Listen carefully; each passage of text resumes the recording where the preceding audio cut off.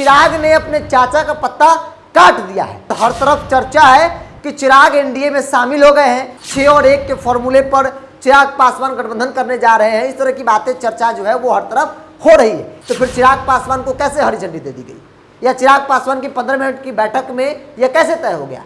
दिल्ली में अमित शाह से चिराग पासवान की मुलाकात के बाद हर तरफ चर्चा है कि चिराग एनडीए में शामिल हो गए हैं और पशुपति कुमार पारस जो है वो अब बाहर हो जाएंगे। यानी कि चिराग ने अपने चाचा का पत्ता काट दिया है। लेकिन क्या वाकई में चिराग पासवान अपने चाचा की राजनीति पर भारी पड़ गए हैं? वो चाचा जिस चाचा के साथ सांसद हैं, वो चाचा जो केंद्र में मंत्री हैं। दरअसल राजनीति को समझने और जानने वाले लोगों का ऐसा मानना है कि भाजपा की एक रणनीति है, जिस रणनीति के तहत वो आज की शाम वाली बैठक में, एनडीए घटक दलों की बैठक में सहयोगी दलों को बस बुलाना चाहती है।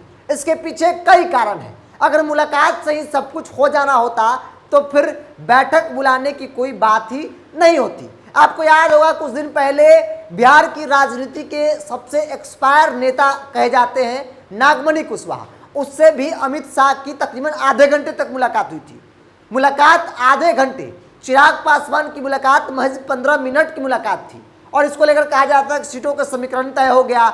6 और 1 के फॉर्मूले पर चिराग पासवान गठबंधन करने जा रहे हैं। इस तरह की बातें, चर्चा जो है वो हर तरफ हो रही है। लेकिन सच्चाई जो है वो बिल्कुल ही इससे इतर है। कहा जा रहा है कि भारतीय जनता पार्टी बस किसी भी हाल में, चाहे वो चिराग पासवान हो, उपेंद्र कुशवाहा हो, जीतन राम मांझी हो, या फिर बाकी अलग अलग राज्यों के जो सहयोगी दल हैं या फिर जो बनने वाले हैं, उनको प्रेम पत्र भेजकर उस बैठक में बुलाना चाहती है। उस बैठक में बुलाने के बाद यह तय हो जाएगा, क्योंकि उस बैठक में जाने के बाद दो बातें बहुत स्पष्ट हो जाएगी।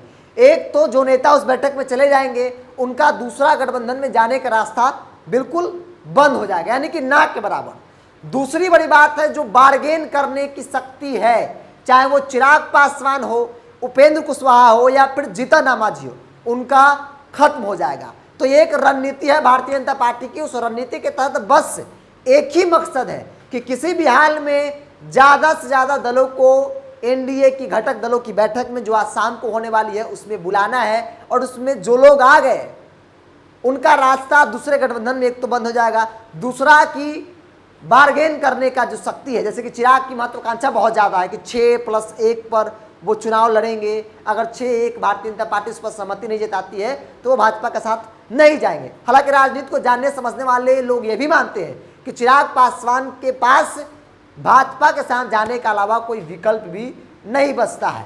चूंकि अमित शाह से मुलाकात 15 मिनट की मुलाकात, और कहा जा रहा है कि उस मुलाकात में बस हालचाल लिया गया और यह कहा गया कि आप एनडीए घटक दलों की बैठक में आइए, हम लोग मिल बैठकर बात करेंगे, फिर सीटों का समीकरण जो है तय होगा। एनडीए के अंदर कोई चर्चा अब तक नहीं हुई है सीट के समीकरण को लेकर, क्योंकि जीतन राम मांझी के बेटे ने स्पष्ट तौर पे कहा कि भाई अभी हम लोग बैठेंगे, बात करेंगे, जैसे विपक्षी पार्टियां बैठकर बात कर रही है, हम लोग भी बात करेंगे।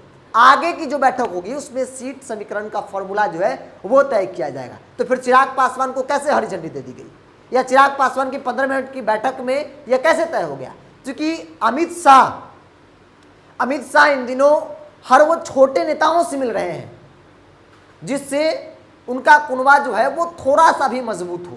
नागमणि कुशवाहा का हमने आपको उदाहरण दिया। नागमणि कुशवाहा, उनके राजनीतिक इतिहास को देखेंगे हाल की दिनों में तो कहा जाता है कि बिहार की राजनीति के सबसे फेल नेता है, बिहार की राजनीति के विफल नेता है, जो अपने पिता की विरासत भी नहीं बचा पाए। उनके पिता के नाम पर जेडीयू, आरजेडी और बीजेपी राजनीति की रोटी सेकती है।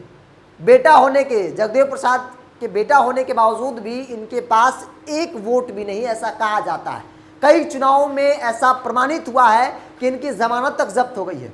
जब अमित शाह वैसे नेताओं से मुलाकात कर सकते हैं तो फिर चिराग पासवान युवा हैं, लोकसभा के सदस्य हैं और रामविलास पासवान के बेटे हैं।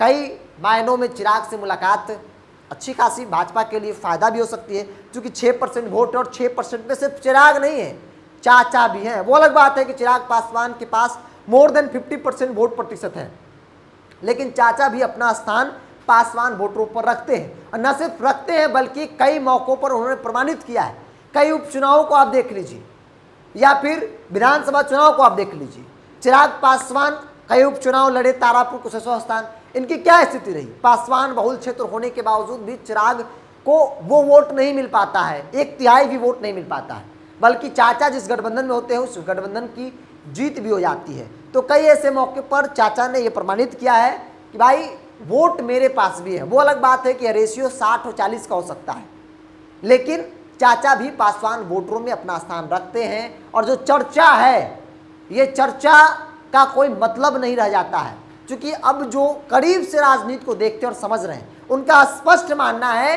कि यह मुलाकात महज मुलाकात है, हालचाल और चाय पानी के अलावा कुछ भी नहीं है। 15 मिनट की बैठक में, मुलाकात में सीट को लेकर बातचीत हो जाए, ऐसा हो नहीं सकता है।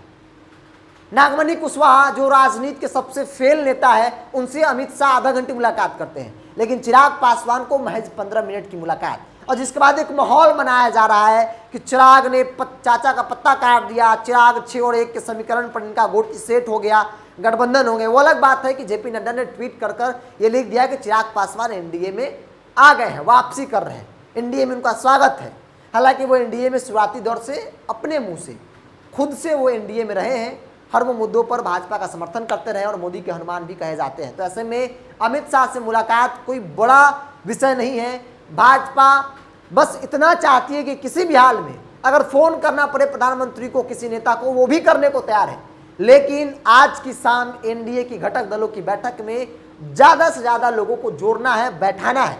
बैठाने के पीछे का मजबूत कारण यही है, एक तो विपक्षी पार्टियों को बताना कि भाई हम आपसे कमजोर नहीं है। दूसरी बड़ी बात है कि बार्गेन करने का शक्ति जो है, पावर जो है, उन सहयोगी दलों की कम हो जाएगी जो उस बैठक में शामिल होंगे। और तीसरी बड़ी बात है कि जो उस बैठक में जाएगा उसके लिए विपक्षी दलों का दरवाजा जो है वो पूरी तरह से बंद हो जाएगा। तो चिराग को लेकर जो खबरें चल रही हैं, उन खबरों पर राजनीति के जानकार क्या कहते हैं वो हमने आपको बताया और सुनाया। आप भी अपनी प्रतिक्रिया कमेंट्स बॉक्स में रखें। और अगर आप मेरी वीडियो को यूट्यूब पर देख रहे हैं तो चैनल को सब्सक्राइब कर लीजिए, फेसबुक पर देख रहे हैं तो पेज को लाइक कर लीजिए और फॉलो कर लीजिए।